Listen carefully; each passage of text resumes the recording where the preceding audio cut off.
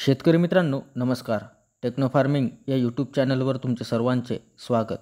आजच्या व्हिडिओमध्ये आपण ICL कंपनीच्या न्यूट्रिवंट NPK 8-16-39 या ग्रेड खताविषयी माहिती बघणार आहोत. माहिती घेत असताना त्यातील घटक असेल तसेच कोणकोणत्या अवस्थेत वापरावे व त्याचे वापरण्याचे प्रमाण व त्याचे फायदे अशा सर्व माहितीवरती आज आपण चर्चा करणार आहोत.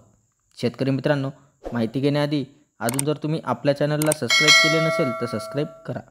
तर शेतकरी मित्रांनो, ICL कंपनी ही तिच्या स्पेशालिटी ग्रेड खतांसाठी ओळखली जाते. तसेच प्रोडक्टचे रिझल्ट देखील दमदार आहेत. तर त्यांच्या स्पेशल ज्या काही ग्रेड आहेत तर ह्या फवारणीसाठी व ड्रीपसाठी आपण ठराविक ग्रेड ह्या वापर करू शकतो. तर आज आपण न्यूट्रिवंट NPK 8-16-39 या ग्रेड खताविषयी संपूर्ण माहिती बघणार आहोत. तर शेतकरी मित्रांनो, व्हिडिओ हा शेवटपर्यंत बघा म्हणजे तुम्हाला संपूर्ण माहितीही मिळेल. तर शेतकरी मित्रांनो, ICL कंपनीच्या न्यूट्रिवंट NPK 8-16-39 या ग्रेड खतामध्ये आपल्याला कोणते घटक हे पाहावयास मिळत असतात. तर याच्यामध्ये आपल्याला नायट्रोजन हे 8%, फॉस्फरस हे 16%, पोटॅशियम हे आपल्याला 39%, तसंच यामध्ये आपल्याला जे काही इलेमेंट आहे हे ट्रेस फॉर्ममध्ये आपल्याला पाहावयास मिळत असतात. तर शेतकरी मित्रांनो, न्यूट्रिवंट बूस्टर या ग्रेड खतात आपल्याला भरपूर प्रमाणात पोटॅश उपलब्ध असते, जे वनस्पतीच्या वाढीसाठी आवश्यक आहे व त्यामुळे आपल्याला उत्पादन वाढीस मदत होत असते.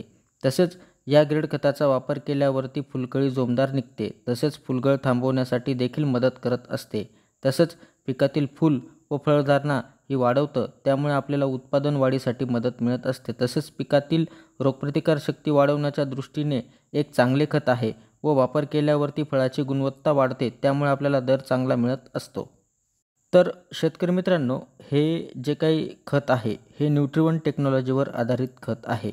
म्हणजे फवारणी केल्यावरती पानांच्या आत जाऊन हे पिकाला संपूर्ण पोषण प्रदान करते. तसेच या टेक्नॉलॉजीमध्ये आपल्याला खनिजे तसेच बायोस्टिम्युलंट यासारख्या पोषक घटकांचे सेवन वाढवण्यास व शोषण होण्यास चांगल्या पद्धतीने मदत त्या ठिकाणी होत असते.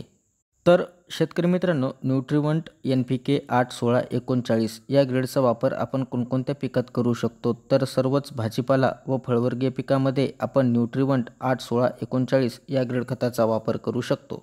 तसेच शेतकरी मित्रांनो, न्यूट्रिवंट 8-16-39 या ग्रेड खताचा वापर करत असताना आपण पिकाच्या कोणत्या स्टेजमध्ये वापर करायचा आहे, तर फुलकळीपासून ते काढणीच्या पिरियडपर्यंत आपण जर का न्यूट्रिवंट 8-16-39 या ग्रेड खताचा वापर केला तर आपल्याला त्या ठिकाणी चांगल्या पद्धतीने रिझल्ट त्या ठिकाणी मिळत असतात.